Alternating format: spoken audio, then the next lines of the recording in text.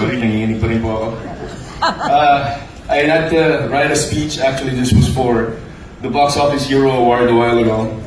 But I wasn't really expecting to win, so just forgive me for shaking. I'd like to... gusto ko muna batiin lahat ng mga nominado dito. Jello said, Mr. Ronnie Sarmenta, he's my best actor. And also si Dom and si Alden share this award with you guys. Okay, can I just read this? Thank you to our dearly beloved editors for this award.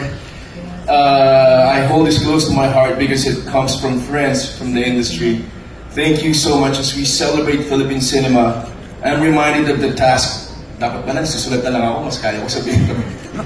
I'm reminded of the task that we have at hand, which is to not just celebrate, but to carry on and make sure that we're leaving a good trail for people to appreciate and hopefully be inspired by what we do. I'm humbled by this and I'm sincerely grateful for the honor. Thanks to our dear Lord for always making sure that I'm properly guided by like-minded people.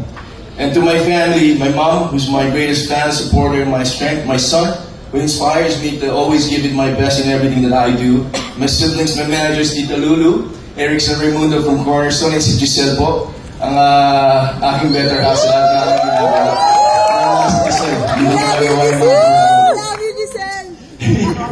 And I share this with you guys because I'm just half the effort. So thank you so much. You guys complete me. Maybe's family, my Dreamscape family, my Pamilya Sagrado family, Mr. M and Tito Mario, my parents who really raised me in this business. My Malyari family, Brian.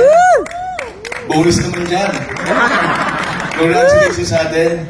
I hope this is the beginning of something big na pwede pang gawin ng mentor. Maraming salamat. Ron Angeles.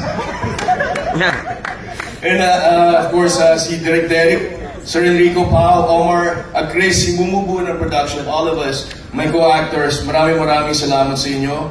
Magaling Ate Rona, okay? Baka makalimutan ko salamat din po sa pagmamahal at pag-aalaga ninyo sa akin. My acting coach, my job was made easier because I had an acting coach on the set, Tita Angie Castrense. Hindi magiging maayos yung trabaho kung wala si Tita Angie. Ay, salamat. Okay, my fans, you guys are the reason why I do what I do para po sa pelikula ng Pilipino.